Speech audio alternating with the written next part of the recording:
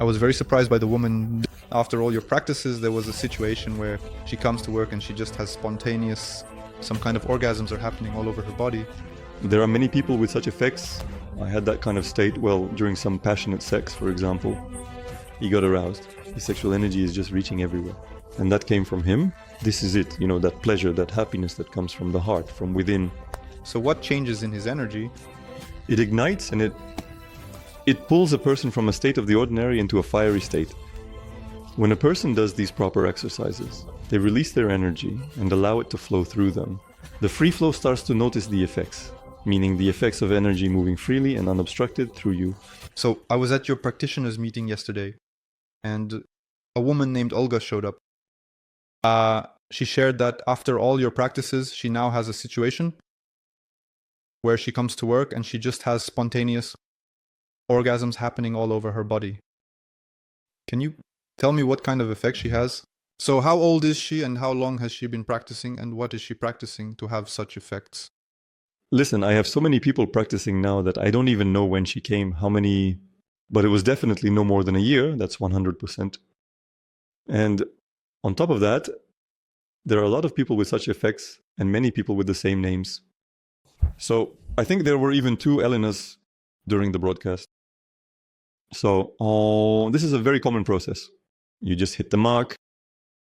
All over body? No. What people describe are their energetic experiences that they gain from the practices. If it weren't just a one-time visit, if you had come to a certain number of sessions, you would have seen that these stories, they don't just repeat, they multiply. There are a lot of them. But this isn't a very common effect among those who practice different techniques? I'm curious what exactly causes this effect. Yes, it's caused by a fairly simple phenomenon. When a person gets used to their state, they start to think that it's normal. Getting used to the ordinary, you mean? So a person lives their life, goes to work, gets tired. That's what you mean, right? A standard life. Yes, everyday life, a standard everyday life, but you can't say that it's a stable state. So a person's energy level drops because of their unconscious reactions and actions. It drops if you don't do anything. It just drops because of the fact of our life. Just because you wake up every day and this timeline moves for your perception, your energy drops. So everyone knows successful people, like entrepreneurs. There are wealthy people who travel all the time, create a lot of businesses, and so on. They also have their own struggles to start. So they go through the same processes, but they know how to level them out, meaning they know how to resist them. Any businessman who, well, let's say he wasn't born into all this, he's ready and doesn't do this business just so his parents won't bother him. Yes, it's those businessmen who truly developed everything themselves. They've spent an insane amount of resources, a huge amount on what, on creating a business. So on creating the structure that we can call a business, structures. Well, yes, but this resource has to come from somewhere. So there's one person who is in business. He gets fired up while doing it. And then there's another person, for example, who works a regular job, doesn't like his life, and he doesn't get fired up. What sets them apart? Although neither of them are even practitioners. What sets them apart is the state they fall into when faced with difficulties. That's what sets them apart. So if a person, when faced with difficulties, starts to feel down and begins to look for problems outside of themselves and is satisfied with that, even though nothing changes, he just settles for that. If a person starts do nothing, that is freeze, slow down, think a lot, that of course he won't build anything in that mode. If a person begins to actively make efforts and performs actions and deeds that are not connected specifically with fading, but on the contrary, he makes efforts, he begins to find some points of contact with reality, he makes attempts to understand the patterns, tries to adapt to these patterns. That is, the positions are completely spinning and trying something. Yes, that is, he does not say that the world is wrong, I will not do anything. He says, okay, I can understand this world right now, but let's figure out why it can't be right. It's not about what's wrong or right. We've figured that out.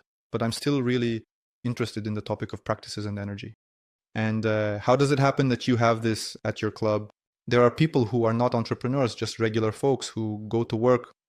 How do they manage to enter these states that are characteristic of really cool, well-developed guys and women? Because human nature is the same for everyone. You were just born a human, you have that. The other thing is, can you take advantage of it? Yes, but what exactly is happening? What exactly does a person do at your club that leads to such results? He uses the techniques that I show. Yes, but what changes in his energy? It ignites. She flares up and it pulls a person from a state of the ordinary into a fiery state. And these fiery states are not something that we as people take for granted. You might completely disagree with this, or even not be aware that it's taken for granted. Well, as we get used to the states we find ourselves in, we start to genuinely believe that this is normal. And so through practices, yes, you can create your own path. By taking certain actions and doing things in everyday life, you can carve out a path while being in the right exercises. Accordingly, when a person takes these correct exercises, decompresses his energy, allows energy to move through himself freely and without hindrance, he begins to notice the effects. So the effects come from the fact that energy moves through you freely and unobstructed. And suddenly, in his perception, he can draw some analogies. He draws an analogy. Yeah, I had that kind of state during some, let's say, passionate sex. So he has no other analogies, and a person starts to feel like they've suddenly become aroused, like they have sexual energy. He gets into everything, but he doesn't even think that in other cases this state could be normal. You are in that state every day, and you get used to it, and there's no other option even considered. So it's just unfamiliar to the person, fiery state. That's true. And he, trying to explain it to himself in some way, looks for events in his life where something similar happened. This has happened during, I don't know, an orgasm, for example, from some passionate sex. But he even starts to think that you can actually live in that state day after day. And how many practices and how much time do you need to dedicate to this whole thing to enter that state and be in it permanently in your life? With energy work, time changes instantly on average. So you have people practicing and they have these results. As you've noticed, which specific month of practice is when people's state changes dramatically? That's the thing. There's literally no answer to that question. Well, roughly. Well, I've had this number spinning in my head for about 3 months. In 3 months, a person basically realizes that I'm showing them how to use this, and they already start getting the effects of all this. Well, let's talk in more detail about the effects. I asked you to prepare a few interesting stories. What effects have been achieved? Well, with you or your students or acquaintances who have done these practices, and in what period? Well, if you can go into detail. You know, when I started teaching and began to present myself as someone who possesses knowledge and is ready to share it, that's when these stories started to appear right away. And here's one of them. When I was focused on making money, I was just working. Fate brought me together with a woman. She has 3 children, her husband passed away, and she also has some business processes and big desires in 2 directions. So the first direction was that she wanted her business to grow and for her to reach new levels. And the second direction, she needed a husband. And it turned out that she was constantly busy, always in a rush. Plus there's her age, plus there are the kids. It was very difficult for her to find a man who would be right for her. What kind of business does she have? She had a warehouse with food. She probably had one and still has one. A restaurant. And she really wanted to grow and she really wanted the husband. At the same time, people paid attention to her, but she was selective. That is, this is not the kind of person who got divorced and ran away. To satisfy her passions. Like an unattractive woman. Basically, everything is fine. She doesn't have any serious problems. And we started practicing. So during our conversation, she started telling me that she had been attending courses, women's courses, those courses, this course. I said, listen, I also know a thing or two about this world. And we talked it over, and she agreed to try these practices with me. I started showing her, and she liked it. She said, all right, go ahead, tell me everything you know. I said, no, talking won't work. Let's practice instead. Because it's just shaking the air. It's pointless to talk about this. You really need to immerse yourself in these states. I started to share these states with her to pass on the knowledge. Naturally, the effectiveness and intensity of her life increased, but the 2 requests didn't go away. So in the end, she told me, I told her almost everything, showed her everything. She mastered all of this and started using it actively. But in the end, she said to me, listen, let's talk about what still holds me back. What I still really want is, let's do it, but let's actually do it. There's a special practice, a practice of stating your intention so that reality can hear you. Because in most cases, it's like this talking in a whisper in a crowd. Reality won't hear you.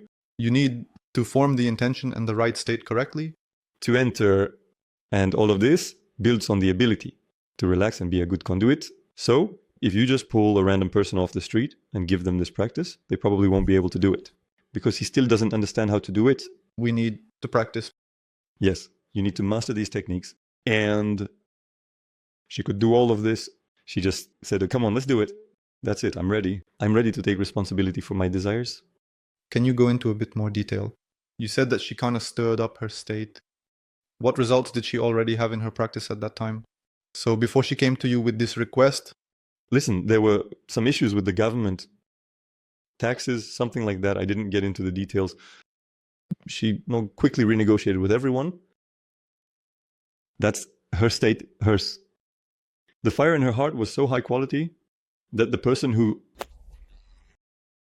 investigated her, the problems, he just quit, he was gone. A new person came, she came in and said, well, here I am. Here I am so good looking at my energy. Well, any person who can see, I keep saying this, any person who can see, even if they've never practiced it, still subconsciously affects any person. Her state has an influence. Of course, a new person, not yet. For now, the investigator who still doesn't understand these matters looked at her, a good person. Well, surely someone somewhere messed something up. Maybe someone got the wrong road. Well, I mean, those thoughts immediately come to mind. It's understandable if he sees you and you... So he's definitely guilty. I don't know yet what for, but he's definitely guilty. She came in happy. Her heart was on fire. The energy was flowing. And she said, well, something's just not right. Maybe there's some kind of mistake. He said that maybe it's a mistake. And just like that, it all went out, disappeared from her life. And in the end, she says, so what was the initial blockage anyway? Why didn't she just say right away, like, come on, let's do this? When a person declares to reality what they want, meaning they demand their position to be put forward, then reality, it starts leading him on the shortest path. That is, it is obvious that if a person cannot organize this for himself through his actions and deeds, then he does not know this shortest path. So he has some factors that are preventing him from taking that shortest path. But when you declare your intention to reality, reality doesn't take those factors into account. She's just dragging you by the hair along the shortest path. And it may look like this from the outside. It's like everything is falling apart for you, or as if something is being taken away from you. Nothing is falling apart for you, nothing is being taken away. The reality just leads you on the shortest path to your goal. And why this disclaimer? To the point that... Did it all fall apart for them? No, it's about the fact that people, the viewers might wonder, why didn't she just state right away, like, let's solve this problem? Because in reality... Scared? Yes. So she wasn't ready to let go of all that, all the comfort that had already formed around her. But it's obvious that in this comfort, she couldn't step out into either one or the other.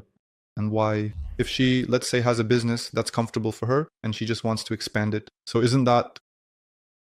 That's an even bigger burden. That's an even greater action. And she needs to find herself a husband. So motivations. Yeah, it seems like you need to find a husband, but you can't forget about the business. And this kind of looping didn't allow for moving straight or not. Okay, but you gave it some practice. What's next? Yeah, we sat down. They used these techniques. Her energy flared up. She was a really good practice. Her energy flared up. I don't know right now. She is. No, she's doing well. She is leaving me. That's it. She came to my house. We practiced. She gets into the car from me and drives along the garden ring in Moscow. And she is being pushed to the side. SUV, Lexus. And the guy's like, roll down the window, pull over to the side. Well, she immediately thought about everything concerning herself, wondering how all of this could have happened. But in the end, she pressed up against the curb, stopped, and the guy rushes up to her saying, listen, I'm driving in the flow here. I feel like, she says, some people are just really hitting hard. I say, I'm looking back and forth. I say, I see you. I just couldn't drive past. And then he starts admiring her, saying that she has such an aura. He's sensitive too. That he felt her in the flow and couldn't visually spot her at first because he felt the aura first. Only later did he visually find her. I decided to introduce myself. Familiar situation. Yes. And this person offered her very serious conditions for business growth. Very serious conditions. And at that very moment, she meets another man who fits her criteria. It's just how she was ordering herself. That is, she has a fork in the road. And at that very moment, on that same day. Listen, I don't know those details, but it was happening simultaneously. I saw it all happen right in front of me. So one person, one man, he offers her to take a serious step in her business. There were hundreds of millions in investments, a conversation. So this is definitely not the level of a warehouse and a restaurant. And the second person turns out to be exactly her idea of a man in the role of a husband. And there she is at this crossroads, of course. She comes to me with this situation, asking what to do. We sat down, observed, and I didn't even tell her anything. I said, let's just tap into our intuition and see the real state of affairs. Not how you want it, but how it really is right now. And it became clear that her potential would be enough for just one thing. I said, choose either business or husband. She chose the husband, and he proposed to her. So it wasn't her initiative. She just let go of the brakes there. She said, okay. She smiled at him, and he immediately started taking the initiative. And when was that? It's probably been about 4 years since that moment. Maybe 5, where you don't know that now, not at all. Well, how they still listen together, I don't know today. But a year ago, everything was great for them. That is, they have a family. She is a happy woman. She has 3 cool people. It turns out, in principle, in practice, they helped achieve this result. What was the joke? As soon as she gave her consent to the marriage, this business story, it just disappeared. She, of course, got a bit flustered, and I said to her, why are you sad? I said, well, this is just another confirmation that everything I'm showing you and everything you see is just like that. Interesting. So it turns out that if she wanted to achieve both, she would have needed to become even stronger, right? She would have needed to give up her identity. She didn't want to give it up. Who is refusing? Well, you've probably heard stories like that about how you need to let go of your ego, all that stuff. But our design, our self-description, our self-presentation is a limiting factor for our energy. And the more you expand this construct, I am not a supporter of this type. You need to get rid of this, but you don't need to get rid of it. It was necessary to enter into a state of likeness to God so that to hold yourself in such global processes. It's both family and big business. It's a very thin ice, this resemblance to God. So many people have fallen through it. I mean, this is already beyond the human level. Yes, she needed to reach a level that was unknown to her. That is, she knows a certain area. She knows that there's something higher, and she needed to step up through 3 levels. And you can understand her.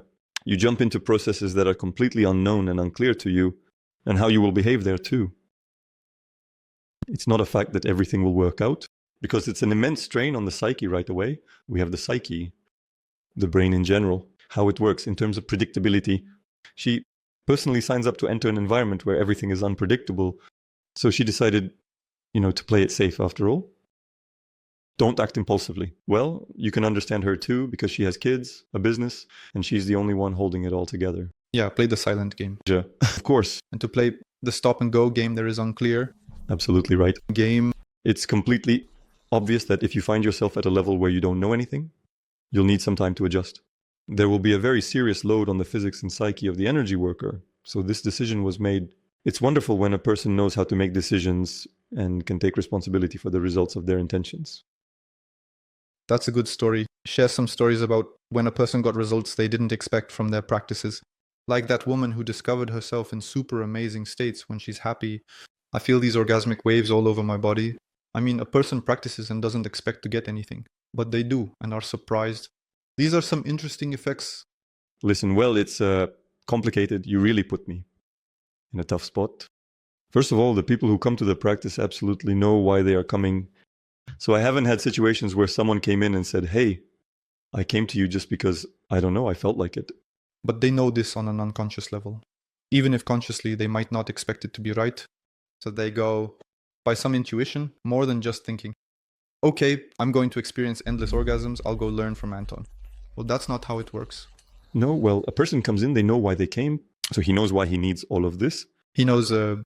Yes. Next, when he starts practicing, he encounters effects that I didn't have time to explain to him. I need to explain and talk about it more because it's a huge conglomerate. Who in effects? Go tell me. Again, this isn't the first time we're coming back to the topic of sex. The same situation happened with a guy in his 20s. I want to clarify a bit how I see it, that it's not just about sexual desire.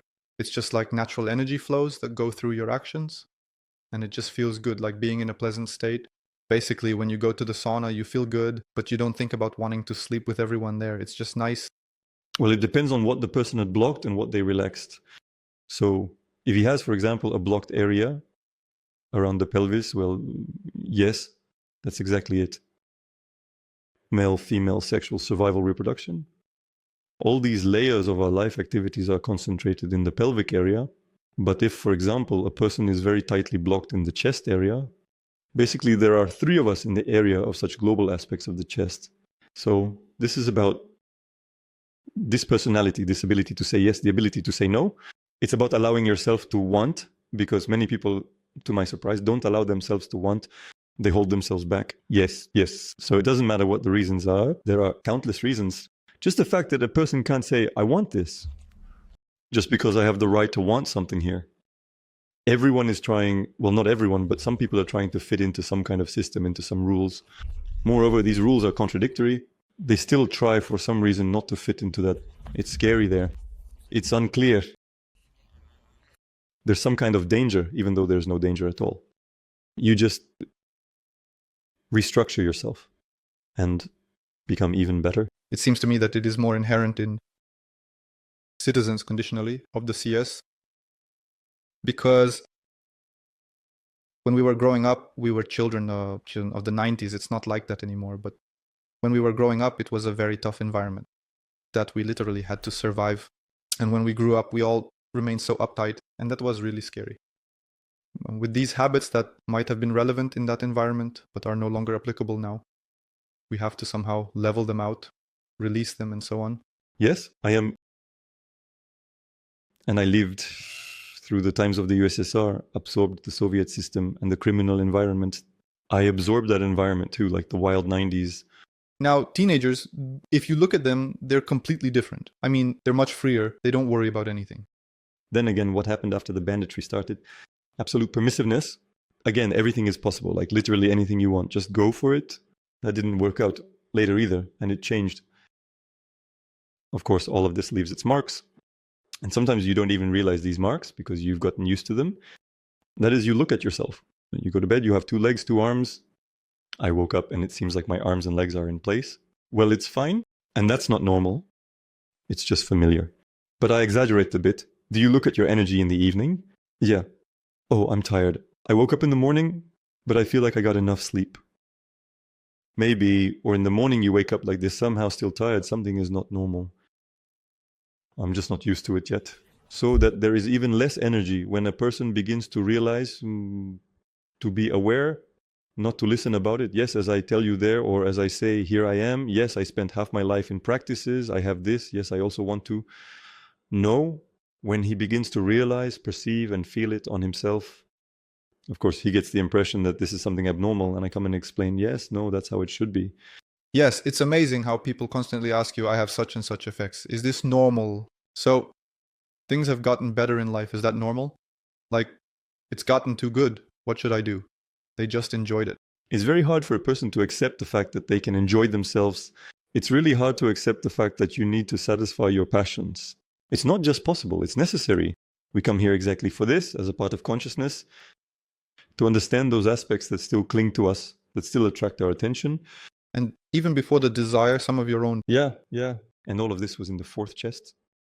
In the chest, it's just about loving yourself.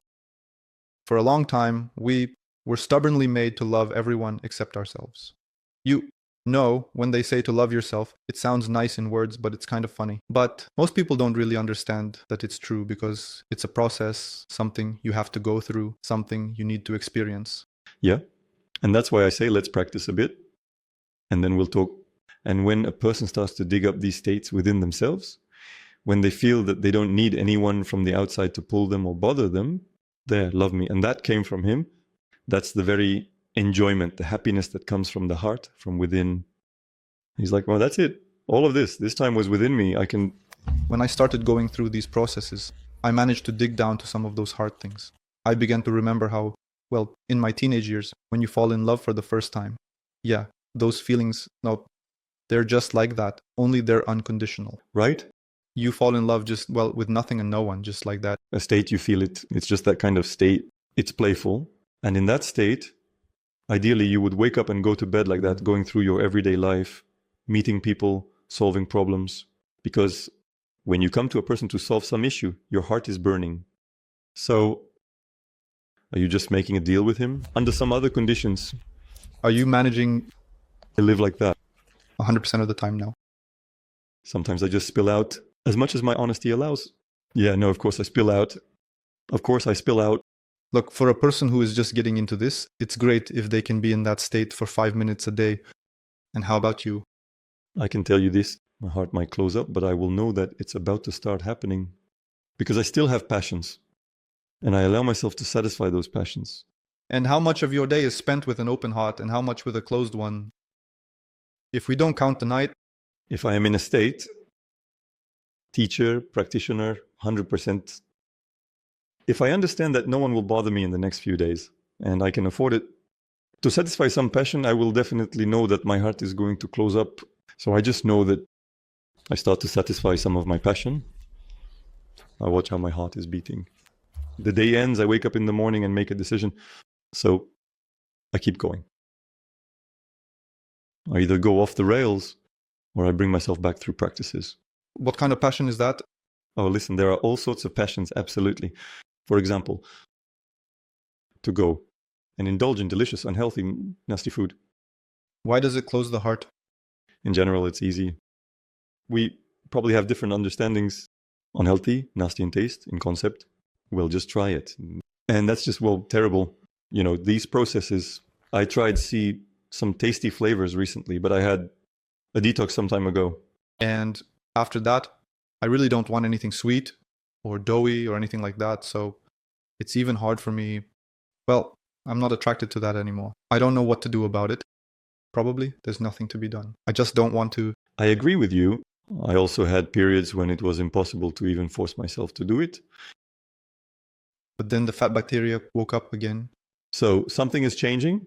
I'm like, damn, I could really go for something right now. I don't know, maybe some fried stuff, something really greasy. I would gladly stuff it into myself. And that's it. And the heart just, you see how there are moments when it starts to eat at you, but right now there's hardly any of that left. Yeah, practically it's gone now. But for example, a few years ago, I was really passionate about video games, like going in there to get a little stressed out. There, I'm about to create those difficulties for myself, but I'm the one creating all these challenges by choosing the difficulty level. Well, but this overcoming, experiencing that is also very interesting. There's a lot of it. I used to play, but then I started noticing this thing that my heart really is usually not something that was revealed to me. But when I was playing, I really started to feel depressed. It's exactly after an hour of playing, I don't know. And the energy drops, you just hate aggression. I don't understand why I need this process that is killing me like this. The meaning. Absolutely right. But you can be more deeply aware of all this. If you like the game, I don't know. I know people who love Dota 2, even though it's a very tough game mentally.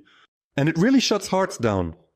But people play, they degrade, they become embittered, they start having problems, but you can balance it.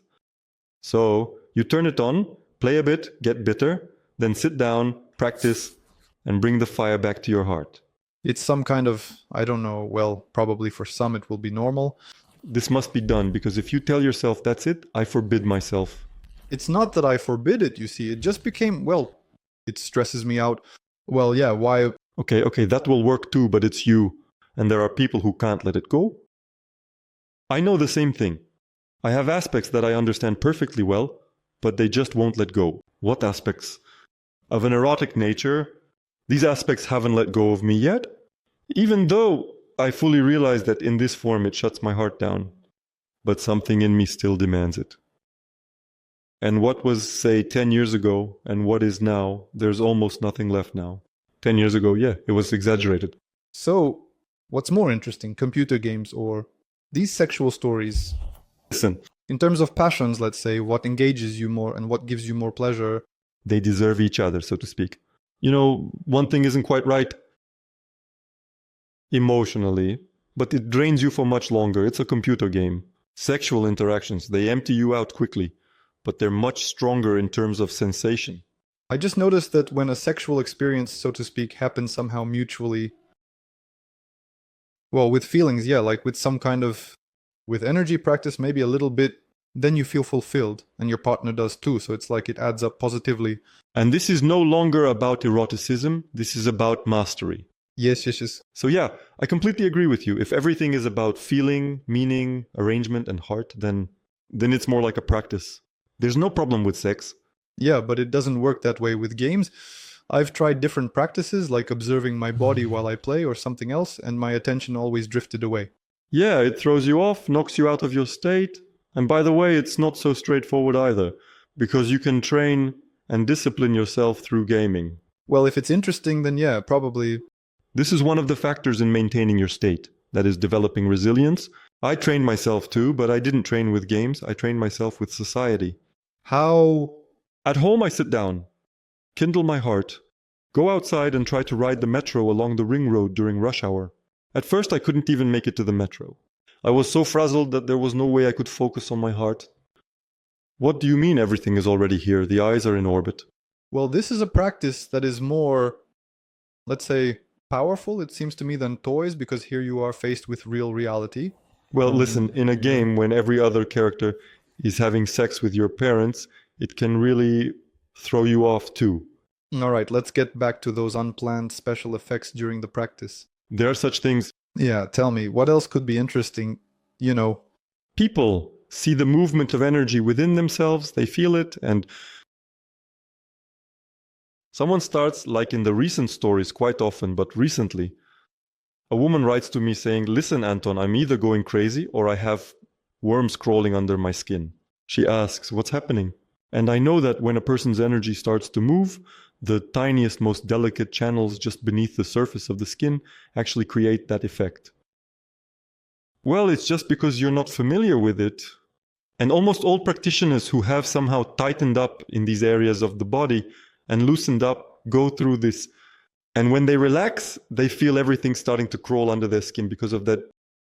And it's just that their energy awakens, and those channels of energy, rivers inside their bodies, start to fill up. And at first, it creates an effect because when it breaks through, when it starts to flow again, there's this kind of effect. But it's a wonderful effect that makes people almost think they need to be sent to a mental hospital because of it. All right, you have the opportunity to write to me every time, because everyone who practices through my courses is in a group where I answer 100% of the questions. Absolutely. I haven't missed a single question. Even if I miss something, the person just duplicates it again and I respond to it. And sometimes they write to me in such a way that I first laugh hard and then start writing a response. And not because I'm making fun of the person, but because it's all something I've experienced myself. You know what I really like about practicing with you? It's that you actually sit down for a session in a certain state, maybe just in a normal state or perhaps a bit tense. And then you go through all these internal processes and then you ultimately come out feeling relaxed, very filled, and in a positive state. I see that. This is really cool. And the more you practice, the deeper this state becomes, more filled, more powerful. It's interesting. What else could be further on? Is there no limit to that? Well, if we're going to talk about...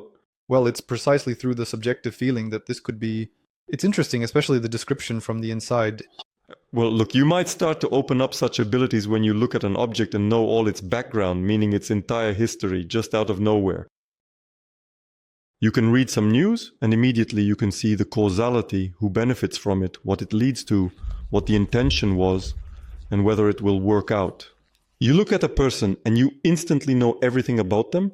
You just click everything, you just looked at it. But if you fall out of this state, precisely this level of awareness, then it all disappears, as if you never had control over it. There can be times when you just don't want to sleep, like you just can't fall asleep and that's it. And there is a state when there is high performance, which you cannot satisfy in any way because you have a huge amount of resources released and the course of life remains the same. And you start, like a scared cat in a room, just running around, knocking everything over, thinking, where else can I channel this energy? What else can I do? And everyone is looking at you like, what's gotten into you? Did you drink too much coffee? And how does it feel from the inside? Is this state pleasant? Or is it more like a neurotic state where you don't know what to do with yourself? No. We shouldn't confuse this here. Yes. We can, of course, say that this is very similar to some kind of psychosis. No, this is exactly, how it is for us. Inspiration that you want to realize, but your usual familiar life is no longer capable of fulfilling it. These people come to me. They are like, well, let's move mountains. Build a skyscraper. I say, hold on, relax. First, let's build a hut. First of all, you need to be aware that you can fall out of this state at any moment because some of your old habits might pop up and create a spasm. You need to be aware of this. And secondly, just start gradually loading yourself up. Load yourself to a level that will elevate you to a completely different layer in terms of your material state. To have a bit of an excess of that energy, to have a resource. There needs to be balance. You shouldn't overload yourself completely, but you also shouldn't neglect that released energy, because if it's not realized, it can lead a person into all sorts of adventures. On that dopamine high, right? Yeah. And then you start thinking hard about why the heck you did that. So, in the moment when all of this is available, it seems to you that nothing can happen to you at all. And that's right. But the fact that you reach these states through practices implies that you can't get to that state on your own. So something else is holding you back. So you need to be careful here, little by little. Another point, a very interesting point, because the problem wasn't at all about the energy. I lived in Altai. I had a friend there. We did some small businesses together, sold solar panels, got by, basically. And after some time, I left there, and he found himself a girlfriend, and they began to live there together. And after a while, he came to Moscow with this girl and was like, well, so what are you up to? What are you doing? I said, well, I started teaching and all that. He says, listen, I have a favor to ask you. I said, no, sure, let's do it. He says, so you're teaching now? He says, look, I have this girl and her energy is really low. Well, it's just a total nightmare. Can you kind of loosen her up a bit, pump her up? I said, all right, let her come. So this girl comes to me and I look at her physical presence. Well, you can see that she's really dim. I look at the energy. Well, it corresponds to physics, I think. Yes? It's no wonder he asked me about this. Well, I think, all right, let's get to work. We sit down for the practice and I start showing him the basic processes and I see energy just bursting out of him like a fountain. I said, do you see? He says, yeah, you're such a great teacher. I said, it's my first time. I understand that the situation in her life just wasn't right for her to tap into her energy. I start showing, and she's just, like a cyborg, multiplied to infinity. So she just manifests everything and you just burst out of her. And I'm like, okay, I say, what's wrong with your physical presence? So this dissonance between her physical body and the hidden potential that was there, but real possibilities, her energy manifestation. I said, dear, listen, tell me, it turns out she had some issues since childhood. She had blood transfusions a few times. They treated her for something. Basically, they treated her so much that her physical body lost the ability to let energy flow through it. Well, naturally, right? Well, in everyday terms. That is indeed, she is so very much her physics for... Did you preserve it? Did you squeeze it? Did you close it? She overtreated herself. I don't know all the details, but maybe there were reasons why this happened. There must have been, but her physics was so constrained that energy simply could not flow through her. But there are no problems with her energy. I said, listen, you shouldn't be focusing on energy work. I said, you can do everything. There's really nothing for you to learn. Well, I just explained this and that. This is called this, that is called that. This is for this purpose, and that is for that purpose. So I said, get into some form of fitness. I don't know, swimming or something. Just start stretching your physical body to get it going, to activate the capillaries, get the lymphatic system working so that, I don't know, your heart starts beating and blood starts flowing through your arteries and veins. She chose dancing, dynamic, fast-paced, and exhilarating dancing. She started actively and enthusiastically engaging in it. And her energy level became so incredibly high that later my friend was riding on the energy that was coming out of her so tremendously. So they started a family, and eventually they got happily married. And she became the source of energy. And the problem wasn't with the energy, but with the physical state. And I've talked many times about how the physical body needs to be able to allow powerful streams of energy to flow through it. And time and again, people come in and say, we're sitting in practice with you and we're feeling unwell. I said, turn on the camera. The person turns on the camera, well, the video camera. Well, I said, look, focus on your capillary system and lymphatic system. A person helps their physical body, and by the next session, a powerful stream of energy flows through them and they feel good, comfortable. But when powerful streams are generated by the practice, a person can really feel unwell because their physical body isn't ready to let it flow through. Yes, you need to train your body. This is definitely important. And this case was so illustrative that it really needs to be mentioned because, I'll say it again, if the physical body can't let energy flow through it, then it just won't flow. You could break yourself into a pancake and it still won't flow. Well, here probably the basic recommendations are walking at least 10,000 steps a day, running, yoga, going to the gym for fitness or something like that, or dancing. It simply satisfies the needs of your physical body. Our physical body has a need for movement. Yes, he wants to move. Yes, movement. It just has to be, how are you going to do it? It doesn't really matter as long as it happens. And people who practice energy work, we sit relaxed, open, with our eyes closed, and then we get up and go for a walk. Just on that broadcast you attended, some woman wrote, right after that I said, I can't. I'm feeling overwhelmed. I went for a walk. And that's how it is. That's exactly how it is. So you have to move and you'll want to do it. Yes. Interestingly, some people practice energy work. They experience a boost in strength and they want to do something, while others just feel drained. You just need to help your body. Yes, you just need to help your body. They help him, and a completely opposite effect starts to appear. Yes. It's like, when you go to the gym for the first time, you get really tired. You don't want anything. It can even make you throw up the first time. Yes, then you spend the whole day there resting, lying around to recover. And when you've been going for a while, you get a surge of energy and you feel great. Yes, it actually gets worse for you if you don't go. Yes. My muscles are already demanding it. And when a person is aware of this, sees it, realizes it, and moves according to their awareness, such people can live, I don't know, like 10 different lives in one lifetime.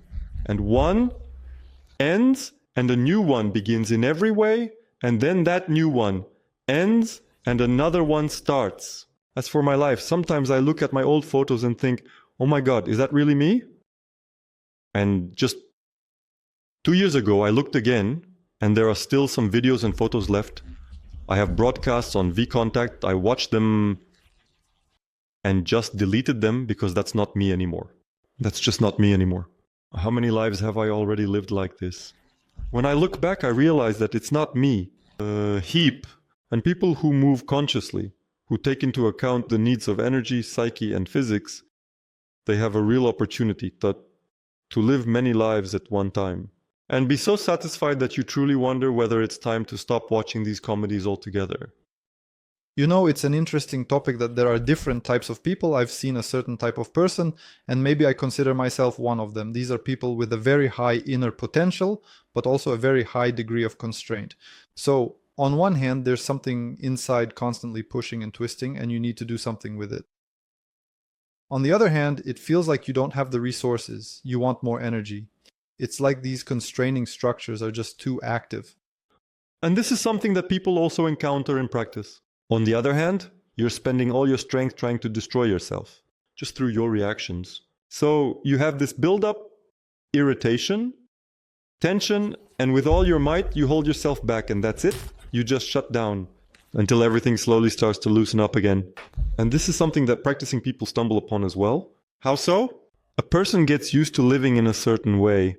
He has a certain range of reactions, and for him, this range of reactions is familiar. He doesn't see the essence of it. Then a person starts to enter more fiery states through practices, releasing a lot more resources. They become stronger, they become more powerful, but the reactions are still the same. And with all that power, the irritant, the negativity, it just crushes him. He's basically just compressing himself. And he sees it. And here comes a little bonus. He realizes it. So he sees this contrast. Here was the power, here was the reaction, and here I am, the same as before. Something starts happening in his head. I'm like, wait, I don't want to be the same anymore. What was familiar to me, what I called normal, I saw that it was actually abnormal. I saw that I could be 10 times more powerful. But what did I do that made me lose this? And it's exactly this that keeps him at that low level. Reactions, yes. So look, he lives with 10% of his power. Why? Because he is like that? All his actions, deeds, his worldview, his consciousness, his state, all of this 10. That's it. That's the limit. We take on practices. Through practices, through these techniques, his level increases. Then the everyday day begins, and he goes back to his usual actions and behaviors, turning into his regular self again. So it levels out the effect of the practice, but he already sees what he did, that he got blown away again, that he got crumpled up again. Yeah, I had a situation a long time ago when I also felt very stiff and didn't like my life. But at some point I went to a training and there were a lot of different unconventional situations. Trust exercises, nails, all that stuff. There were screams, hot coals, well, basically, things like that. Stressful situations. Yeah, but these are situations where your past ordinary life doesn't exist, meaning I literally put myself in conditions where everything is unconventional. And those constraining structures that reacted to my reactions and my usual way of life, they all disappeared.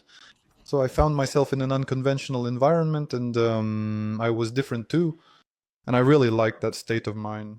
So basically you need to remove these triggers from yourself that lead to your usual states in order to reshape your life correctly.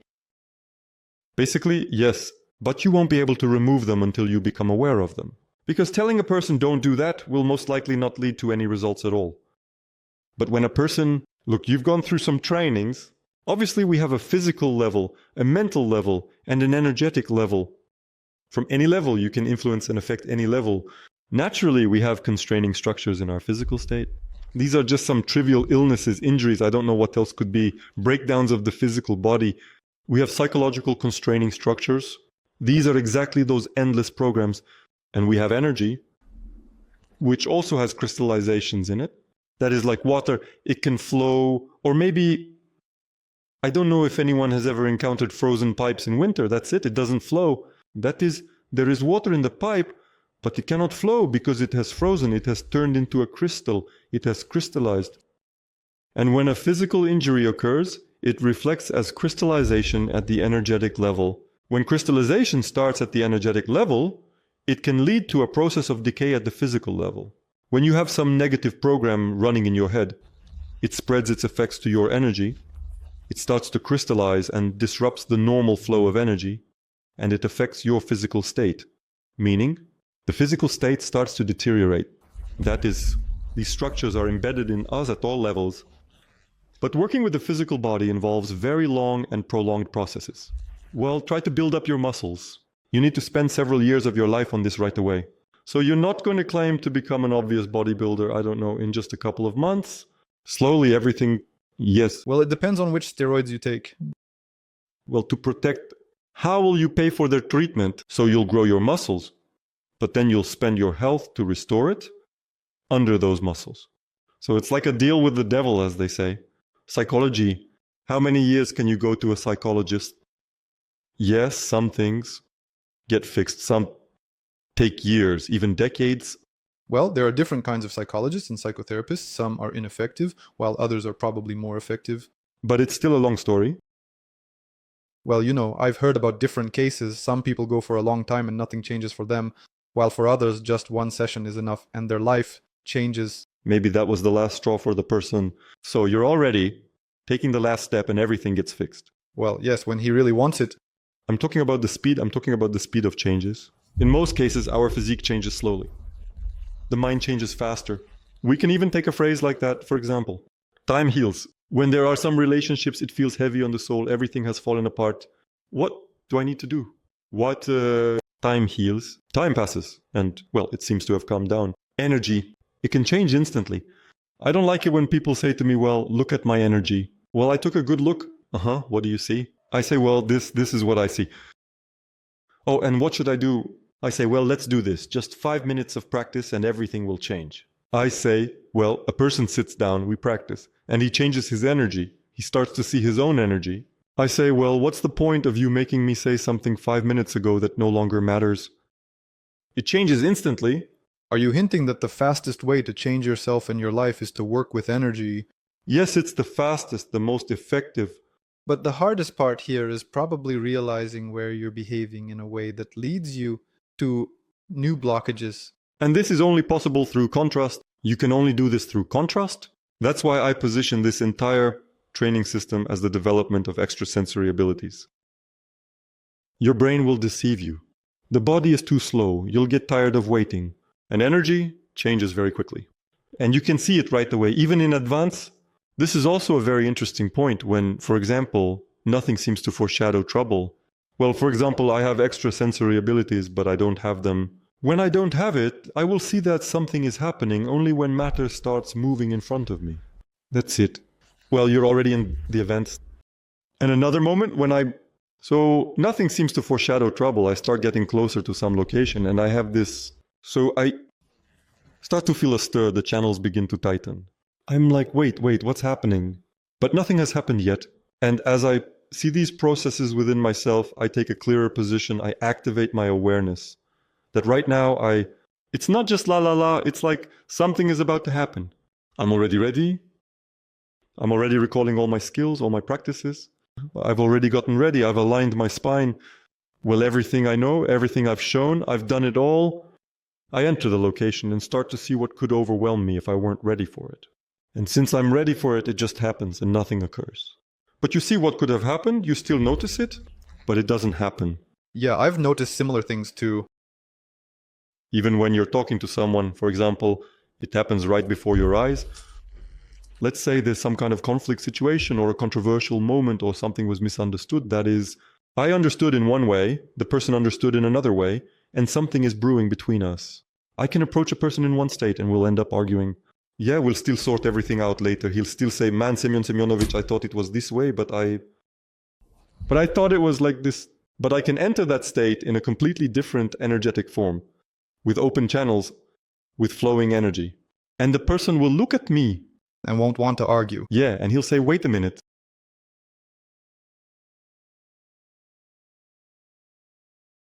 Is there really a conflict between us? But it's not there. But that's a skill. It's a skill, and it develops.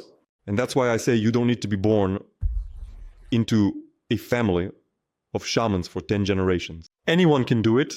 Hey, have you ever had cases where people healed from depression? Because this is really the tragedy of our age right now. A huge number of people are using antidepressants, some are on pills, some are using different microdoses and so on. So it's a very popular phenomenon. And yes, the tools I've mentioned help for a while, but then a person usually falls back into a heavy state and it's like putting a band-aid on a dead person. Yeah, you're absolutely right. Have you perhaps had cases where people came to you in such states? When I was actively doing individual teaching, now I hardly do it at all. A girl would come in, all negative. She seems mature and experienced in many ways, but she's not a child. The age of the institute. Right in a negative state, in depression, everything's wrong, nothing's right. An internal constant aggression towards everything. I said, listen, let's just learn what we don't know. And just a little while later, so I didn't argue with her, I didn't try to convince her or philosophize. I said, let's just learn what I'm showing you. I said, you'll see everything for yourself now. And just a few sessions later, she writes to me saying, listen, I'm in shock. I've noticed so many spasms in my head area. She says, it's like a stone in me. What should I do about it? How can I get rid of it? I say, you're absolutely right in what you see. I say, you're seeing everything correctly. Well, let's slowly start doing the practices that will dissolve this. Some time passes, and she writes to me saying, listen, I'm creating them myself. It's how I react to the world that I can't get rid of them, because as soon as I stop practicing, they start again. I say, well, you're absolutely right. It's all true. I said, well, go ahead, try to find some way that you won't stop doing it like this. Why am I telling all this? When a person sees a problem. A depressive person does not see problems. He is ready to blame everything. But the core essence is not there. Yes, you can take some medications that will change your background, like some hormonal levels or the secretions of various organs. But that's just postponing the inevitable. And when a person truly realizes how they're killing themselves right now, and that this intense spasm in their head is affecting their psyche, making them constantly gloomy, constantly dissatisfied, constantly irritated, not because they are like that, but because the spasm is pressing down and they start to see how this spasm is created, then they get this contrast. So it's a kind of freedom of perception that allows a person to lean on that perception and start changing themselves. And what happened to her next? And then she continued to work with me individually for a while. She worked on her constricting structures, her spasms, loosening up. At one point she said, wow, what a great thing life is. In short, everything is great for her. She no longer has depression. She is very aware of herself. She knows perfectly well when she has a breakdown, and she knows exactly what to do. Even if she has a breakdown, she can easily get all her favorable and pleasant states back. Subtitles were made by Dimatozok, favorable and pleasant states. Let's talk about chakras. What was interesting for you or your students when working with chakras? Any special effects? Maybe some abilities were opening up. Abilities. Well, people got out of control of other people, and at first it brought them problems. But then they rejoiced in that newfound freedom, and their lives changed. People faced again going back to sex, to the constant arousal they had gotten used to. And because of that condition that was originally identified as permanent arousal, and their productivity skyrocketed, they started earning money that was completely unusual for their age. This is a real story. And this happens in the background, right? So a person did the practice and then this rhythm manifests in their life. Of course. Our energy is primary. So that's where all the speed comes from. That is, when we immediately influence the energy, the primary, then everything else is already pulled in. There are no options there. And if we try to get into energy, for example, through physics, yes, potentially this can be done. The same goes for spa treatments, massages, sauna complexes. I mean, it has to be done properly, not just cranking up the temperature and sitting there with your ears all twisted up. It affects energy, but to such a minimal degree that you simply won't have time to realize in your lifetime how it works. But you can combine it, go to the sauna and practice this. Now that's a whole different conversation. If your knowledge is at the energy level, your practices are at the energy level, we can help and speed up everything else. But if you don't have knowledge in energy and you immediately try to speed something up, you might speed up something, but it won't be effective. What other interesting stories are related to chakras? Creativity opened up in people. So a person might think of themselves as a mathematician their whole life, and then an opportunity has arisen. Rational thinking, logical thinking completely blocks the 6th and 7th centers. So it creates a very crystalline structure that you become a slave to this structure. But if you work through energy and simply allow yourself to live without this structure, yes, that happened. That is, the man was so filled with this state, he was so struck by it that you don't have to think it, you don't have to analyze, you don't have to burden yourself. That's because the activity of the brain is quite toxic for the body. That's why people are paid more. I mean, more than others. Physical work. So when he suddenly lived for a few days in a different state where there was no hypertrophied activity, he felt drawn to creativity. And he's like, that's it. I'm here now. And what kind of creativity? Listen, it was related to sculpture. A sculptor. Creativity comes in many forms. Building skyscrapers is also a kind of creativity. In a way, yes. But there's a designer, and then there's an engineer, An engineer is not a creative person because they are completely constrained by the laws of physics. And mostly there's a battle between, exactly, with the designers who say it should be this way and the engineers who say, I did it like this. I understand very well because I worked in the field of web design and it's pretty much the same there. But I was a designer and I was always pressured about how things should be so that it would be convenient for them, you know? Yes, yes, yes. That really limits you. Absolutely. And just imagine, this person who is constantly in these limitations suddenly becomes someone where there are no limitations. It's like a breath of fresh air. And many, but not many, I had such examples. It's not an isolated case when taking a deep breath with fully open 7th and 6th centers, a person doesn't go back again. I wonder if there were any stories related to centers outside the body. But you said we have 1,000,000 centers up, 1,000,000 down, well, or even more, infinity. Were there any stories related to these centers, let's say the highest or the lowest ones? There were some cases like that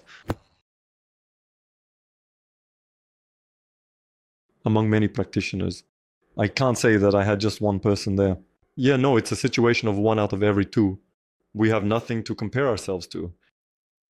And basically, it seems to us that there's me, and then there's someone who's worse than me, and just a little bit. Someone who's a bit better, but mostly everything is worse. And you live in this paradigm, and you wonder, why does this happen in the world? And why does that happen in the world? But over there, I see some really bad person. Just recently, there was a conversation, I don't know, maybe this topic makes sense to touch on it after all. But, well, I don't know. A wave of similar questions arose, and the essence was that children born through IVF, they are different from children who are born naturally. And this is clearly visible. And this is artificial insemination. It's not me saying this, it's what they say. The women who practice with me. So they ask me, Anton, why is it like this? Am I speaking? You see, I'm speaking. Our time implies the possibility of the presence of very crystallized forms of consciousness here. And for a very crystallized form of consciousness, a body is needed. It cannot exist in a healthy body. No way. Because like a puzzle, it just won't fit in there. It will pass right through this body. So the body also has to be appropriate. Constricted, damaged, distorted with reduced energy. And since the emergence of such particles is allowed in our point in space, such particles of consciousness, that's why bodies actually appear for them. So there's no need to worry about it. It's all normal. So this process of entering the material world of various forms of particles of consciousness is flowing, and everything is just fine. Everyone has a place. And what distinguishes them? As a result, these physical bodies will have a lower level of energy, and they possess many more constraining structures at the physical level compared to a naturally born physical body. There's just a greater amount of all of this there. And is their quality of life worse? The quality of life already depends on how a person will live moving forward. So basically, he can start doing practices, relax, and be like an ordinary person. Yes, they're the starting conditions. But they are worse. Well, like in a game, the difficulty level is very hard. But that doesn't mean you can't play this game. You can, honestly, it's just harder. In short, I'm talking about something else. And I'm sharing this, more saying, yes, this exists. Here's the causality. Here's why this is happening. And yes, they really have reduced energy, so they can either be very detached from the world, indifferent, because there's nothing to feel emotional about, or on the contrary, they can be very aggressive because they have no way to maintain balance and harmony. They immediately fall into aggression due to low energy. Why do the constraining structures so strongly influence their consciousness? And I see in the background, it's like, well, they are like that underdeveloped, but where do they even come from? Where do they come from anyway? Are they needed here? We have such a message. I'm saying, well, you see, if a particle of consciousness moves naturally, then it is mostly average for society. But I'm saying in lower frequency dimensions, in lower frequency worlds, that's exactly where you have infinity of centers going up and infinity of centers going down. So where you have this, for example, I have this minus, let's say the 108 center, and for that being who is at that level, it might be a center located right in the middle of the body. So it's just a different frequency there. And it's not a bad world, it is what it is. Are the strings on the instrument high frequency? The lower world, roughly speaking. Well, you could say it's low frequency. And there are bass strings, there is a solo guitar, there is a bass guitar, but this is not a bad and good guitar, that's just one thing. To say that people from that world are incarnating here. So here's the thing. Only high quality practices, particles of consciousness, only high quality practices that have dedicated their entire lives to self-development, self-discovery, and understanding reality get the opportunity to jump to such a level where they barely hold on, but still cling to the material world, to the physical body. And only in relation to us, we sit here making faces, wondering what this is all about.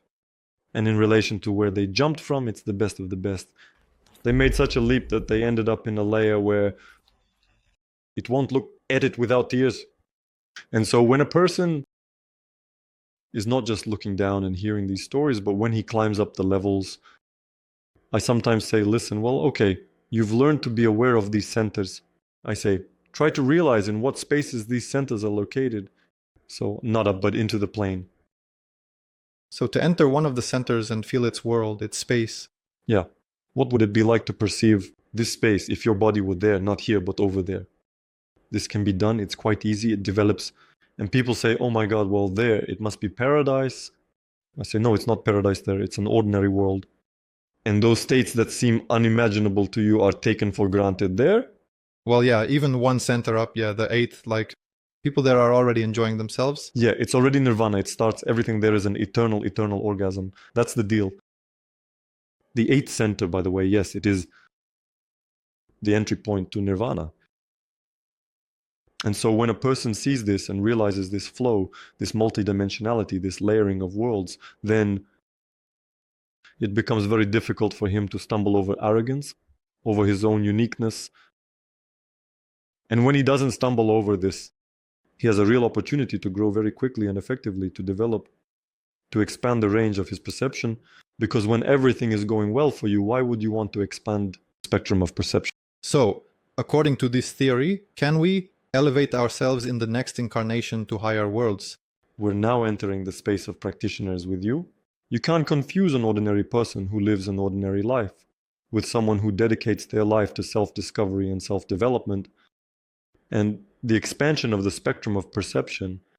I want to believe that mostly people like that are watching us. All right, then let's continue.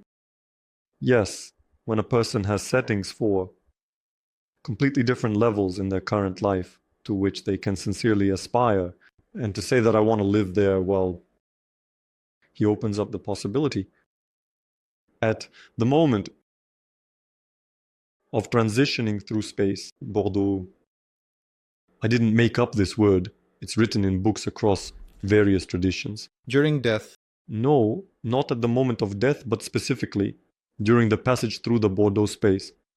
You see, a person dying first disconnects from the flow, and at that moment their physical body dies. But if he has strong energy, he can still live for a while in his energy body. So the physical body, the energy body, and when his energy body runs out of energy and also dies, it falls apart and something original is released. That's the very piece, let's say, of God, the Creator, even though we are all inside Him with all our parts. In general, that's it. That's the very thing. This is me, yes, the feeling. Yes, that is the purest perception, formless. And it is this pure, formless perception that enters a kind of border area called the Bordeaux space. So at that moment, you are that very piece of consciousness. So a piece of the original. At that moment, you are originally the same being. And so when you are there, what you generate will be decisive. Right now, we can generate anything together, but we won't move from this chair. Because there is a timeline here, and there is a very powerful inhibiting factor, matter. So you need to aim for where you want to go? Probably you must you need to clearly position yourself that you want to go there through your inner intention. So you need to know how it vibrates, how it feels. You need to be able to focus on that. So you shouldn't start panicking, shouldn't start fidgeting, and shouldn't start generating a bunch of nonsense. There, the first thing you generate will be decisive. If a person has lived an ordinary life, knows nothing, can do nothing, and finds themselves in this state, the first thing they will generate will be horror. Horror that will immediately overwhelm them. The crystal book is everything. And in the form of a crystal, it doesn't go anywhere. Except for the very bottom, it won't end up like a little stone that we dropped in the water. It goes away. That's it. So, if the reason is to practice Jewel, just to study reality and have the ability, at least to say, I want to go there, that might be enough. If that's the first thing you generate in that space. Bordeaux. And you can return to your flow too, right? As I understand it. It means to return to your flow. Where are you going for info if not from your own flow? So that's already a state of flow, essentially? Yes. Bordeaux. This is a state outside of the cartoon. The flow is still within the construct, within the manifested. And there you specifically enter the layer where this one, infinitely infinite, an infinite scenario, infinite parallel worlds, we're lying down. Fates, timelines, all of that, it kind of freezes for you. I remember when I was studying at one of the esoteric schools, we were taught a certain practice. The exit to Bordeaux is about you sitting in a state and needing to go there, to be there, and there you can travel up and down wherever you want. Well, that's a pretty cool thing too, but I couldn't do it back then. I was really stiff. That's true, I can even guess. If the step is not born, Buddhism was no. This is the very school of Bronikov, but they are also there, good for them. They didn't take us for granted. Yes, there is a tradition of a specific practice for learning to be in this state, but you're absolutely right to say that it's stiff. It doesn't. It's getting in the way. Let's get back down to earth a bit. And there's this information. Yes, you said that we are born in this body. And along with us, there lives a certain alien consciousness in it, which is symbiotic or by nature, but it is not us, and it can be called the mind. Yes? Well, you could say Pakbi, it's called an analyzer or a computer in Bronikov's terms. Maybe it's her. We're looking at it, or however you call it. Is it all about the same thing? Or maybe different things? Technically, it could all be about the same thing. But here you need to be a little careful. Then tell me more about what that is.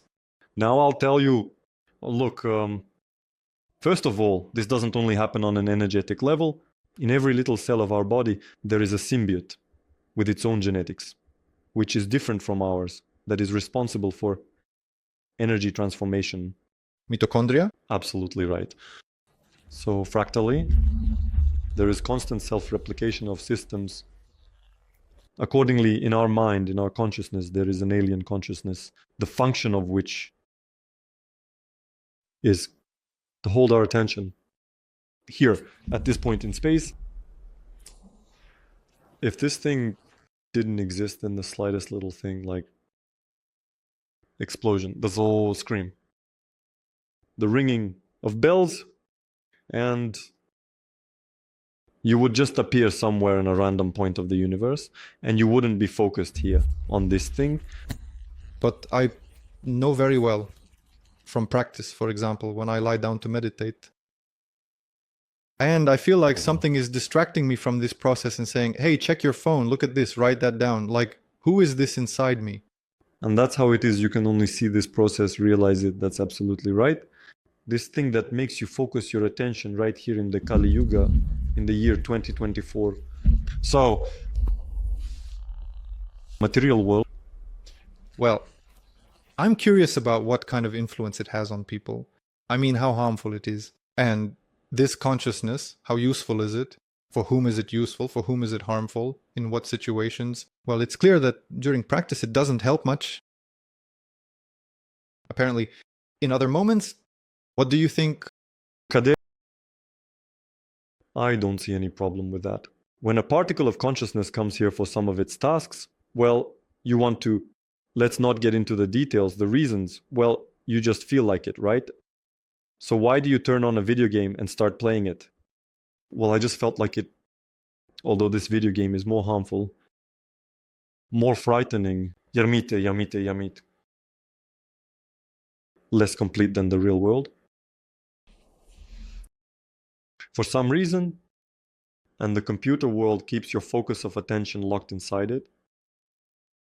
But at the same time, you imply that you can exit it at any moment, turn off the computer completely, and go engage with your own world.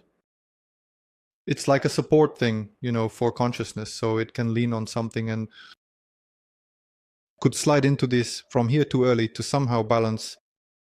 Yeah, and this thing, by the way, was really cool to see in a fairly well-known movie, but not popular, called Bitterness. It was shot with a revolver. That's absolutely right, and it was just so intense. It was beautifully shown that when I watched this movie, I was like, no way, they're showing this in the film. I recently rewatched it. Yes, what really inspired me is that that's really a lot who notices. And that's even why they are filmed, some videos. Look, there's no problem with this thing, but when you want to expand your vision to travel through reality, this thing will really get in the way. But it will get in the way until you learn to turn it off. The only question is how quickly you'll learn to do this. Where to find this button, right? Well, it's out.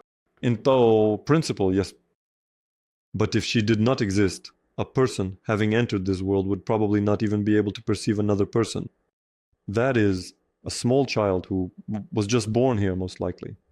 He was constantly in eternal vision and could not in any way master the functions of the physical body. And does this thing also have a certain lifespan, like this body, or does it stay, let's say, somewhere in space after the death of the physical body? You've really puzzled me right now. I never thought about keeping track of what happens to them when a person dies. They travel freely around to our layer of reality, and they just latch onto another one, and that's it. So they literally reincarnate, like in our world? Oh. They basically move from body to body. They are like spores. They just float around, latch onto a suitable habitat, and start living there. And at the same time, they protect their swamp from others. Roughly speaking, the symbiote that lives in you, will it live until the end of your life, or can it leave? Why? You can easily drive it away. Another one comes. Another one will come as soon as you stop being in a state of rejection of this thing. And you won't notice a difference in how you feel about yourself? That something has changed in your head? Something different? Now the dude lives, or are they all the same? Are they all the same as a function? That is, this thing performs the function of mitochondria. It is not that. What is meant is that they have something there, some kind of micro-personalities. There are some kind of, in principle, they don't care that they are different. They perform here like this. He said that, in principle, if you learn to accelerate your state with practices, then these things, they stop having power over you, and at some point they switch off. They simply lose the ability to latch onto you, meaning you can relax and let go so much that you can remove them from yourself. Here it is. Restrictive structures that the speed of energy flow through your physical body will create conditions that make it impossible to be. In you, this thing, I even showed practices that lead to the fact that you can drive this thing away from yourself with practice. And that's why they set you up against practices. Can I say it like that? So I could really feel it saying, Tom, no, don't practice. Oh, listen, that's a whole separate topic for conversation. We can do more than just somehow stumble over this. We can see with our own eyes the moment when she will be hysterical and will beat with all her might. Here. Blah, blah, blah, just consuming. And at some point, it might even be scary to stand up. Not just scary, but horrifying because of what you're observing. What is this madness when you're not mad? What is it like when you're just sitting on a chair? There is not the slightest bit of causality. Alright, if someone was getting on your nerves and you were freaking out and running around, and here you are sitting, everything is fine, everything is comfortable, quiet. Grace. And this psychosis starts, it just pounds like that. These waves are bouncing, they pass through, rolling down your spine, through your body, to the area of the solar plexus. Maybe there are these little jabs. He's going crazy. He really starts to freak out inside you. And here only to observe this. There are people who claim that when a person is born, a demon immediately possesses him and lives with him his whole life. This is probably about that. Yeah, it's about that. By the way, no matter how I feel about various others, and whoever feels about different movements, including religious ones, if you're a practicing person and these processes are familiar to you, you suddenly start reading about it in these books. When you're not familiar with it, yeah, it can all just slip by and feel like fairy tales or stories that are not remembered. But when you've experienced these states, you're experiencing them now, and you'll experience them again, and suddenly you read the same Bible, the same Quran, some other occult books. You still find these processes here because one way or another, it's written about listening to people. In mental hospitals, you can say that some of them were captured by this symbol of symbiotic alien knowledge. The police is a completely separate topic of conversation, but I can say for sure that first a person harms themselves, and then on the decay of that already damaged person, it doesn't matter where, in their psyche or physically, alien entities gather. So flies don't follow honey. This is the guy who demonstrates levitation. I got it. He accelerates your condition of his chakras and starts up after a while to take off.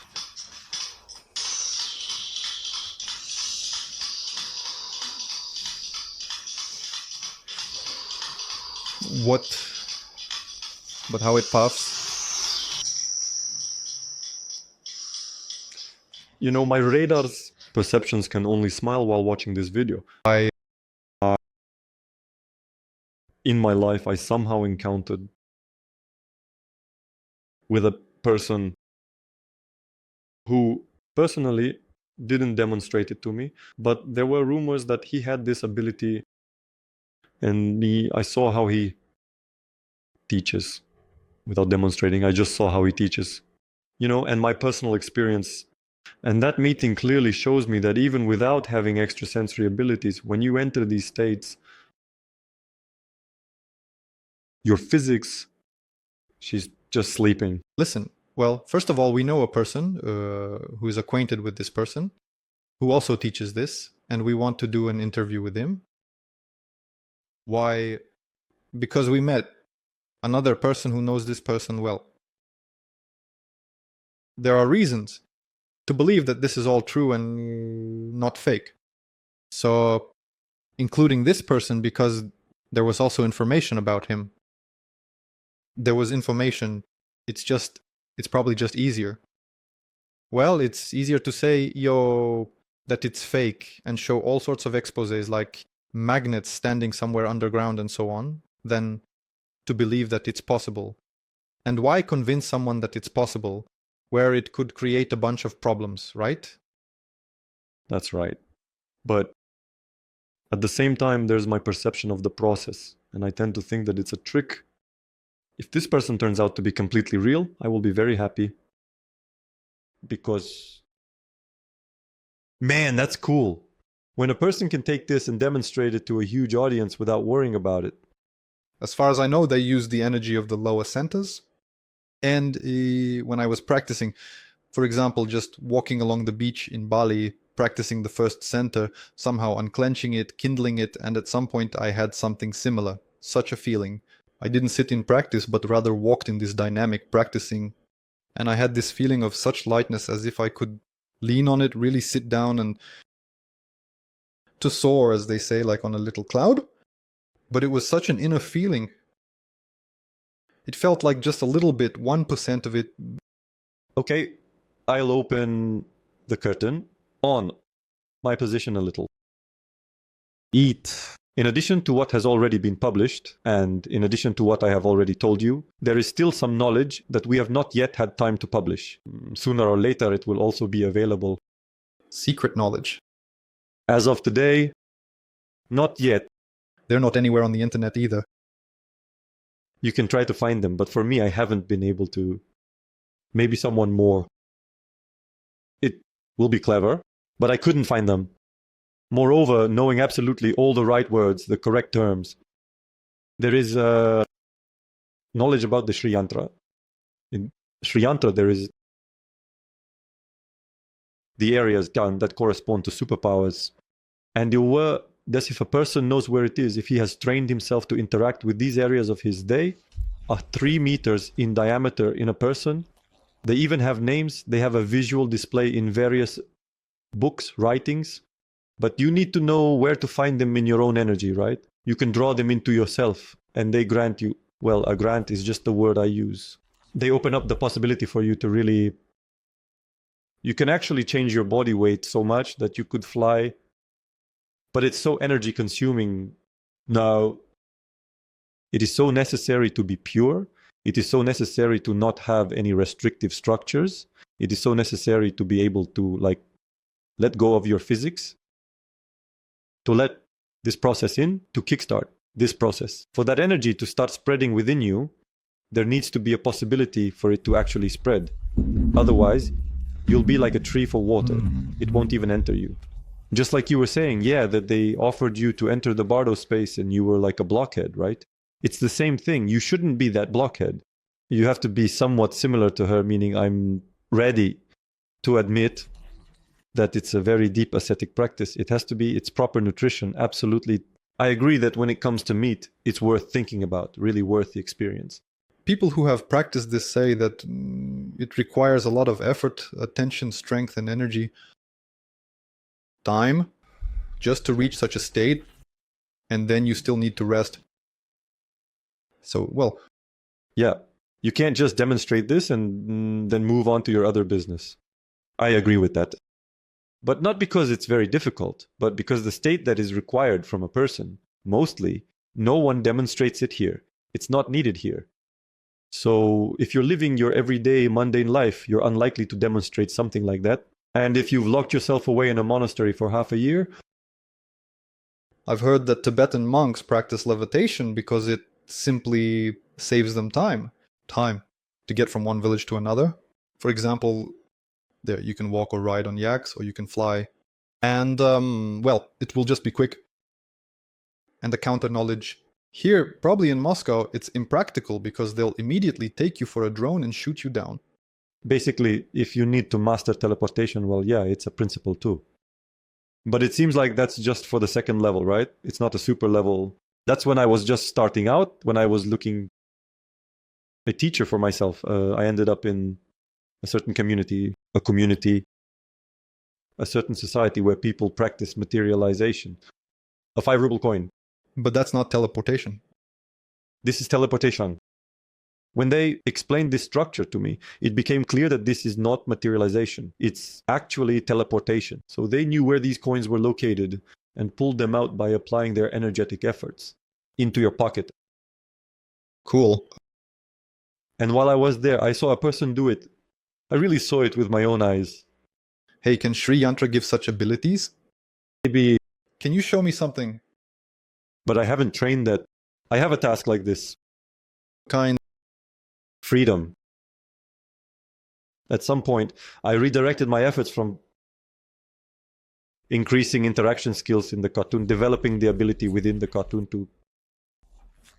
The ability lies to break free from this cartoon. I don't want to be here, even though you say that it can be done quite easily in a week if the right conditions are set. It's just that you don't want to yet. I don't know. About a week, but it's exactly what we were just talking about. But it's possible. Let's take at least a month. We are fighting, one way or another, against constraining structures. Besides that, there's also my personal path, which is to freedom through the light body. While studying these techniques and developing myself, I noticed effects that are quite applicable even for those people who don't have such a desire, but they do want to elevate themselves to a very high level within the hierarchical structure of humanity. So here in this cartoon, I want to gain freedom from the cartoon. I really want to break free from it.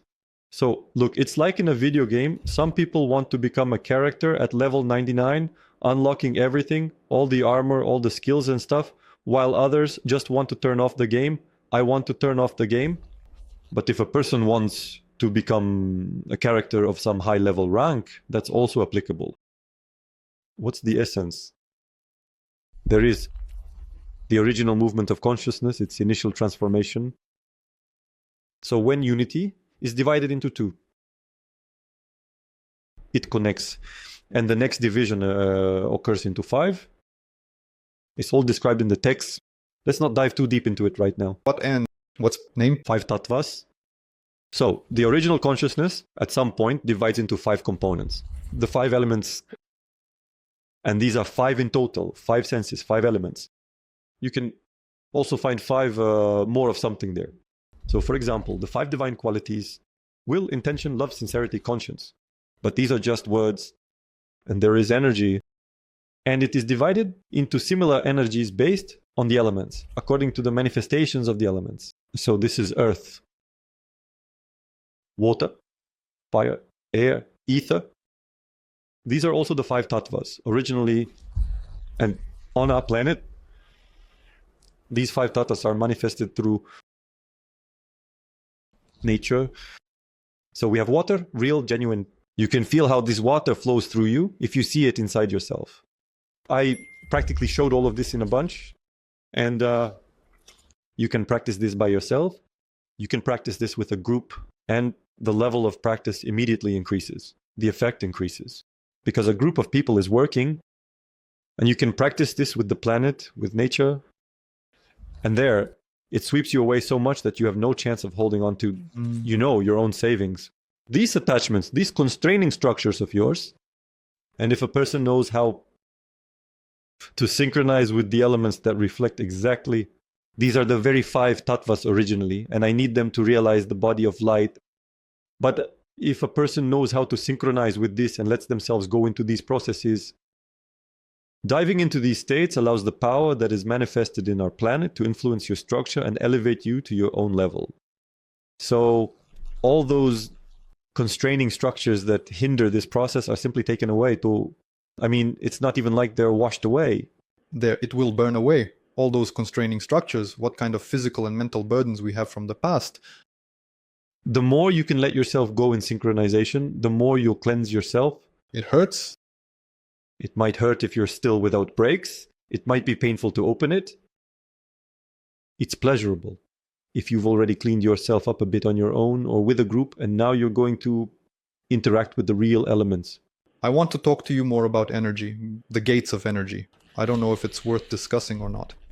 But since we're on the topic, but this is such a topic that I only got to know about thanks to you, because it doesn't even show up in Google. Yes, it doesn't show up in Google. It's something that's not really found anywhere, not described, even though these processes are partially described. Maybe somewhere they exist, but they're called something else, and that's why it's very hard to find information about them.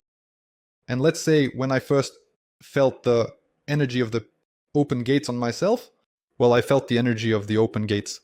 And it was just amazing to live.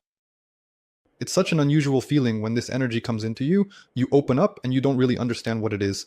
Some kind of unlimited source of joy, power. And life, what is that even? It's like a cheat code, And you have this unlimited energy, something like that. Well, basically, yes. Basically, you're right in what you're saying. The 3rd gates are responsible for material satisfaction. So it's about satisfaction in the material sphere. And 2 options. Or you work hard all your life, satisfy yourself financially, and 3 gates open for you. Or you open these gates, and reality has no choice but to push you into such a situation. I was really surprised when I felt this. Well, that's how it works. It's true. But yes, it turns out that all the gates, each of them gives a little energy. They fill you up a lot, and when you absorb it all in the right way, you end up with a ton of energy. And really, as you said, if you do it in the evening, it's hard to fall asleep. It's almost impossible to sleep. It's like you have, 100x energy. But here, the main thing is not to go overboard. Yes, it's real, like a cheat code. It's real, like something that allows itself to be aware almost with Mahadev.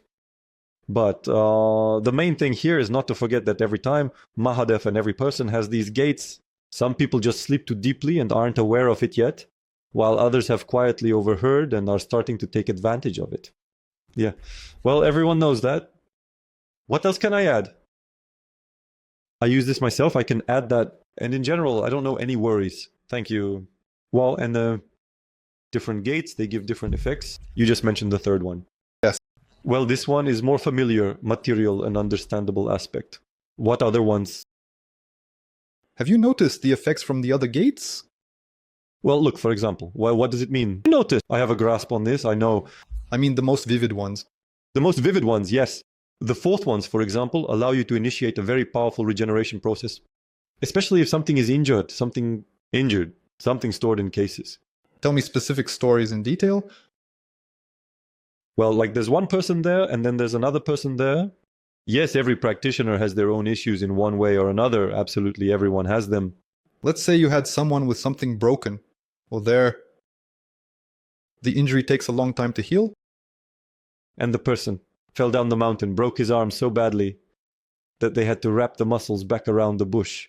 They even said it was completely broken, tore the tendons of the muscle, but he fell right on that arm.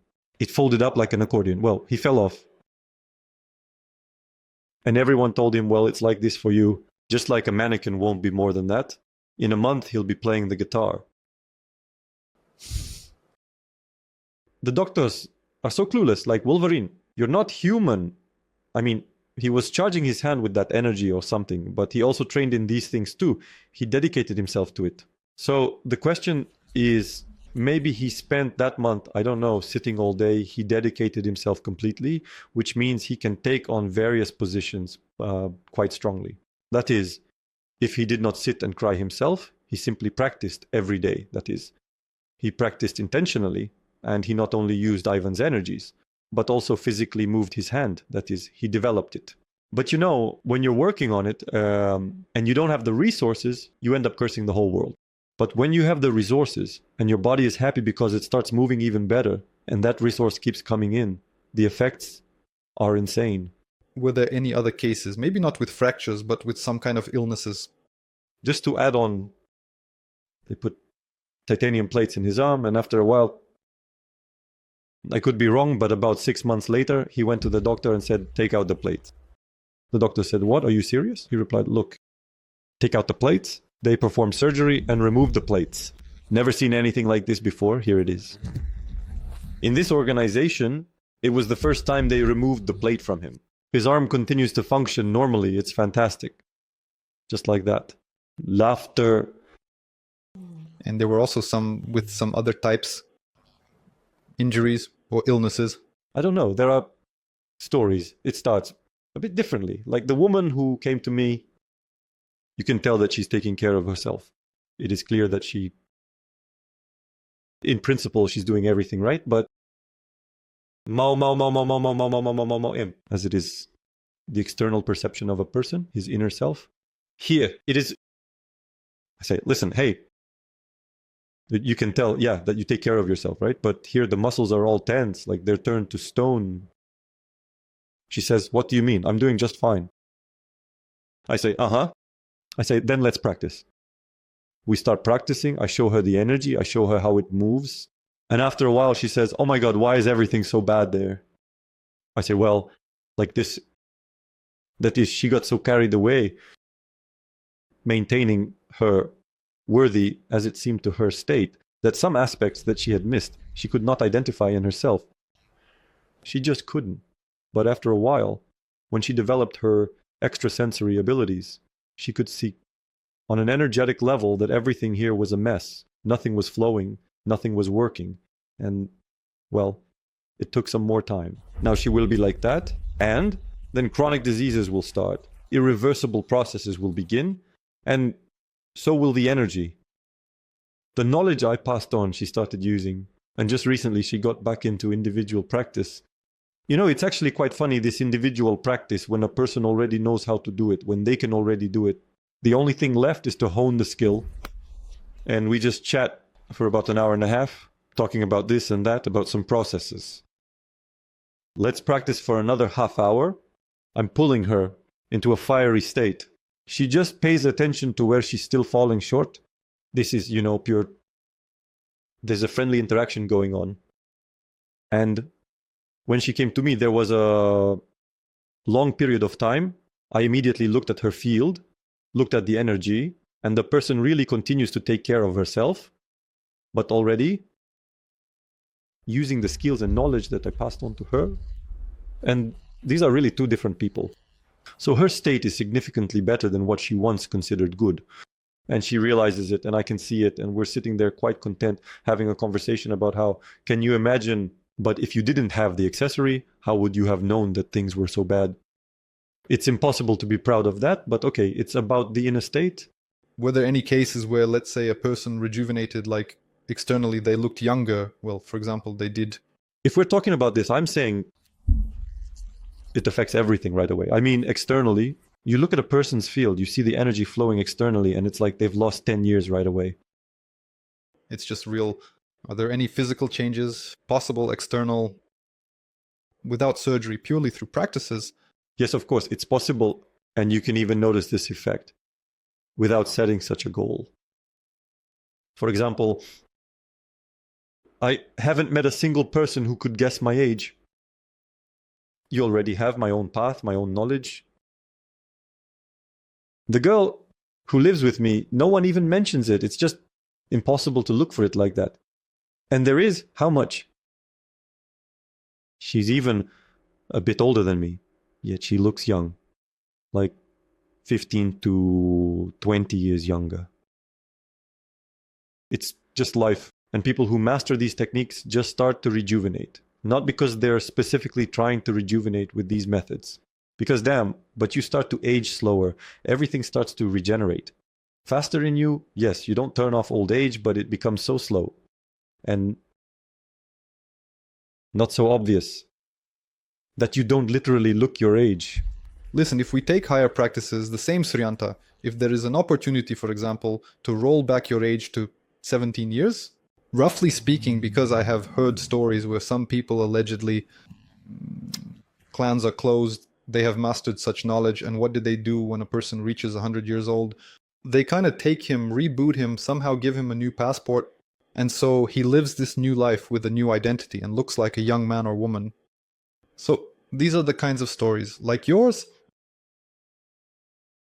Listen, something like that happened. It's also written in Castaneda's books that one of the benefactors was able to do this in a new way. Teacher.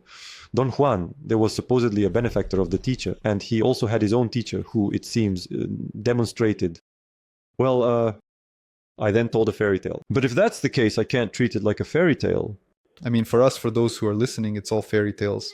Do you have any experiences with this or knowledge that it's possible or examples? It is possible to achieve such a state. Mastery. Controlling your energy. So that you can just shape your body into whatever you want. And at that point, it won't even be a question of youth, but rather that you're at such a level that you can do whatever you want. What level is that? How much do you have to work hard to? And that's exactly the level where, in principle, you can leave from here. That's why I understand that it's possible to achieve this. It can be demonstrated, but once you reach that point, what will keep you here? That's the question. There's a tale that in Tibet, there's a club of immortals that you can join when you're over 300 years old. Automatically, by the way. They somehow invite you and call you over. Apparently a letter is coming. You are so energetically different. I had a story like this. I'm reluctant to believe it from another practice.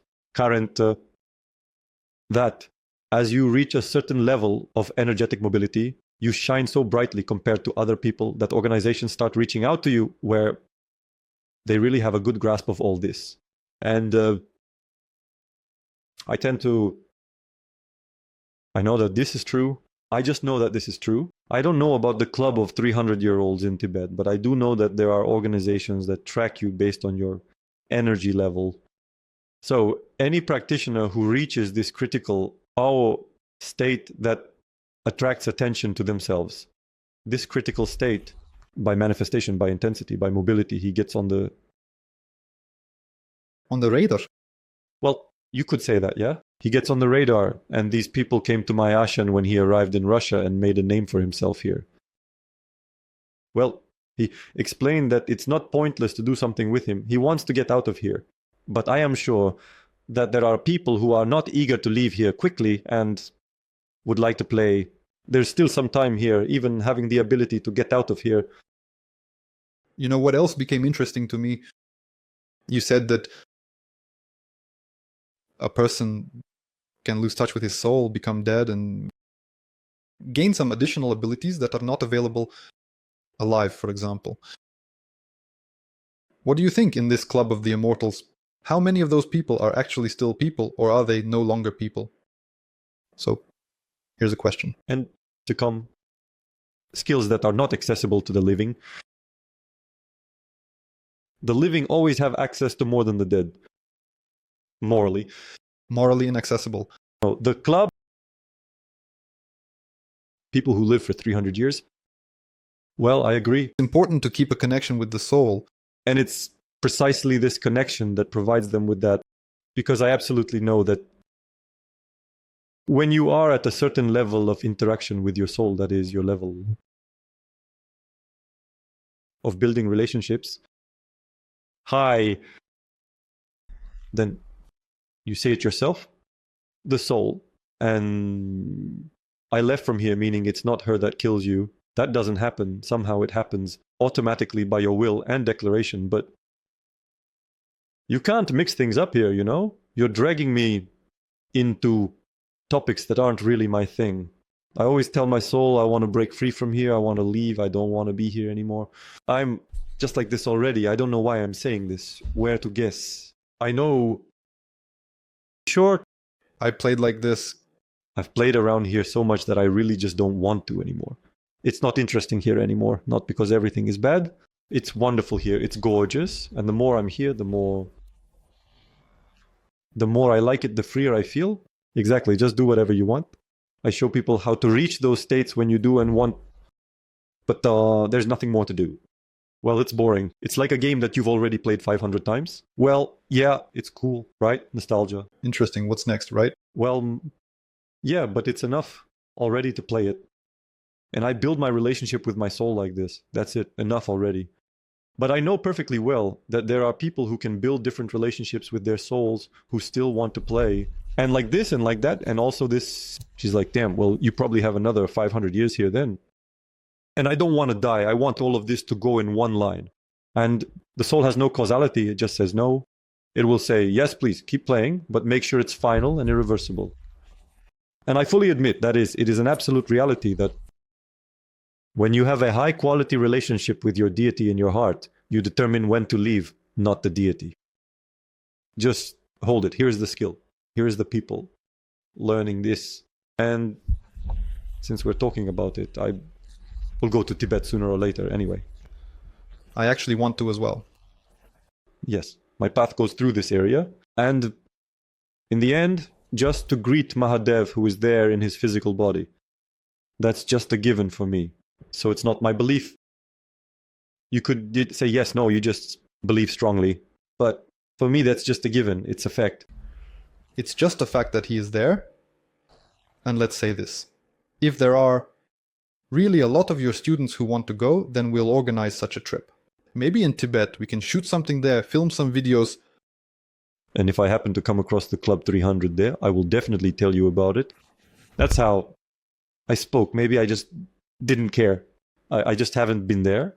And it's hard for me to judge about a place I definitely haven't been to. I know whether they will gather or not. I'm charged up. I'm charged. Where's the best place to start with energy work, Mo? For the people who are watching us right now, where should they begin? But if a person, for example, is not yet familiar with you, the course is called Practical Drug Use. This is it. Our energy that is available to us, and right away, a description of what it's available for. About 16 hours, practitioner and explanation for what. So it's not like, yeah, I'm just sitting here and philosophizing. We have something here and there she is, blah, blah, blah, blah, blah. We're not going to look at energy specifically right now, for example. Center energy centers for this. And for this, everyone sat down, relaxed, went to look at them. That is, there are settings, then gates, centers, channels, primary elements, multidimensionality, kundalini, flow, infinity, that's it. The whole foundation, the etheric body, the entire foundation that has been touched upon from different angles, it's all there. Do you want to unlock your inner strength and learn to manage energy? The course, Power of Consciousness 1. Practical energy will provide you with tools to improve health, develop intuition, and gain a deeper understanding of the world. Join and start changing your life right now. Link in the description.